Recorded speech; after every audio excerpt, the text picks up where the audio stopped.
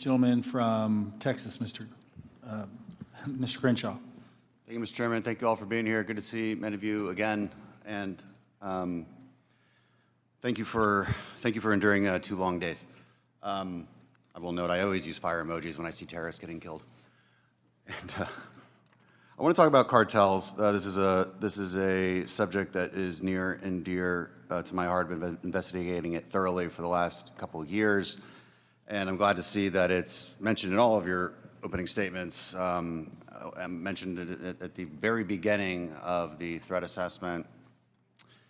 There's a lot to work on here. One of our task force, we had a cartel task force in Congress. One of our key findings was that there needs to be a centralized, maybe call it authority or maybe call it office, maybe call it cartel czar within the administration that actually coordinates all the very different aspects of fighting this battle. Has anything like that been talked about? I'll go to you, Director Gabbard. Thank you, Congressman. It's good to see you again. This is very much central to the conversations and planning and execution of the President's focus on targeting the cartels and the threats that they pose to the American people.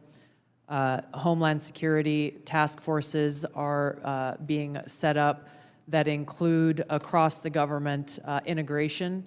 I can speak from my standpoint from the intelligence community, and our National Counterterrorism Center is leaning heavily forward into gathering and consolidating and integrating the intelligence that comes from DEA and others who've been working this issue for a while to make it so that it can be shared and integrated through the federal, state, and local law enforcement equities who are going after this problem.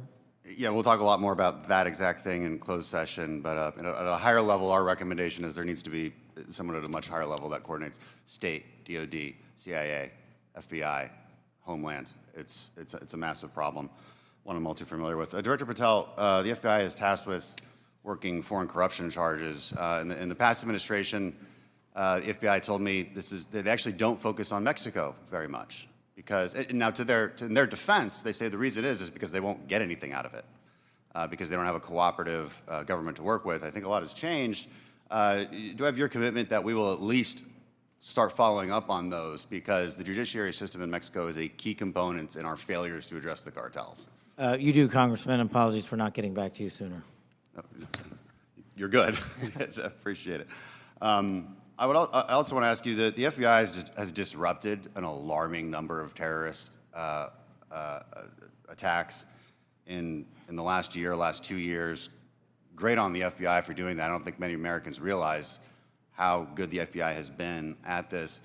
But this also gets to the conversation earlier about FISA 702. One of the main arguments I wanted to argue with my colleagues on this was when you have a warrant process for the query, what you will fail to do is connect the dots between the domestic and the international threat, and those connections are there, as we see all the time. Would you agree with that? That we need to maintain that process in a responsible way, of course. I do, sir. I appreciate that. Director Gabbard, in my remaining time, I want to ask you because of my, and this may go to our General Cruz as well.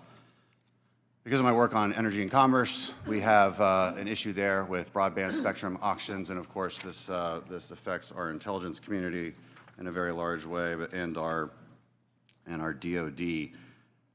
Getting right to the question here, how much, if any, spectrum can the DoD give up without having a significant effect on the administration's prioritization of lethality and deterrence? I'll defer to General Cruz, specific to DOD. I certainly wouldn't want to speak for all of DOD, and I think the committee is already in a fantastic conversation with the DOD on that issue. But broadly, what I would say is DOD has laid out the portions of the spectrum that it believes for both operational capabilities, and in closed session, I am more than happy to walk you through from the intelligence portion of the mission that we do. There are 2 different portions of the spectrum. We often talk about one, but not the other, and in closed session, I'd be more than happy to tell you why the other portion of the spectrum is important to national security.